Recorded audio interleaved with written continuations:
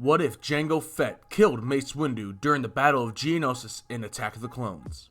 Hey, how's it going everybody? Shark here, and welcome back to Star Wars What If, the series in which we take key plot points from Star Wars and see how they would pan out if they went differently.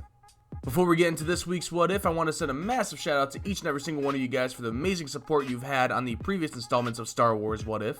I love looking through the comments to see what you guys thought about the previous What Ifs, what you guys want to see for the series in the future, and I honestly cannot wait to see your responses for this video. If you are new to the channel, feel free to subscribe and hit the bell for notifications on when the next Star Wars What If videos are released. I will be making brand new episodes of Star Wars What If each and every single week, so you can find the part 1s on Mondays and the part 2s on Fridays, so be sure to tune in on those days to be able to watch the videos. Without further ado, let's get on into the What If! Mace Windu, as we all know, fought against Jango Fett in the Geonosis arena, where he beheaded him with his lightsaber. We witnessed Boba Fett's reaction to his father's death, which led him down a path where he became one of the greatest bounty hunters in Star Wars history. But what if Jango never died and instead killed Mace Windu? Picking up right as Jango Fett landed on the battlefield in the Geonosis arena, Jango leaped for Mace Windu's lightsaber. Windu reached out with the Force and reclaimed his saber. The Reek then charged and trampled a prone Jango Fett. When Jango stood back up, he came face to face with a monstrous beast. As the Reek began to charge at him, Jango landed a single blast to the Reek's head. This is where things would change, ladies and gents, because after Jango Fett would leap away from the Reek as it landed dead on the floor, he would throw a remote-controlled detonator at the Reek's stomach, and then come face to face with Mace Windu. Jango would begin backing up even quicker than he did in the movie, while firing at Mace Windu, who would deflect each and every blaster bolt Jango sent towards him. When Mace closed in on him and the Reek's lifeless body, Jango would dive backwards, detonating the charge and blasting Mace Windu away. Jango then would walk up to Mace Windu, pointing his blaster at the Jedi Master. He would fire, shooting Mace square in the face, killing him. The remainder of the battle would ensue, and as the Jedi and Padme were being circled by the droid army, Dooku would cease the droids in place with a slight gesture of his hand. Dooku, in a similar manner in the movie, would look up to Obi-Wan and tell him to stand down, and their lives would be spared. Obi-Wan would stand defiant, as Mace did. As the droids were about to begin firing, Yoda would arrive with the clone troopers. Seeing the gunships, Jango would rush over to Boba and escape on the Slave One. Episode 2 would play out exactly as it did, and Jango, along with Boba Fett, would arrive to Mandalore and lay down the foundations for House Fett.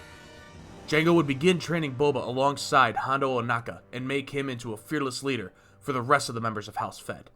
They would, however, stay secretive, only taking small and simple missions in order to train their followers. Over the next few years, House Fett would gain a massive following of Mandalorians through Jango and Boba's recruitment, and would even come head-to-head with the Death Watch. Pre Vizsla would see that House Fett has become a true competitor for their rule, and believed Jango wanted to rule Mandalore. Vizsla would then challenge Jango's intentions, and they would duel with the entirety of Death Watch and House Fett witnessing their bout. During their fight, Jango would stick to keeping his distance due to Vizsla's main weapon being the Darksaber. When Pre Vizsla would go to strike Jango, Jango would use his jetpack to gain the high ground advantage. Near the end of the battle, Jango would find that Vizsla was growing more and more aggravated and try to jetpack up to him. Jango would then strike him with a mid-air roundhouse kick, making Vizsla fall straight to the ground and lose his grip on the Darksaber. Jango would then use his whipcord to seize the Darksaber and hold the blade to Vizsla's neck.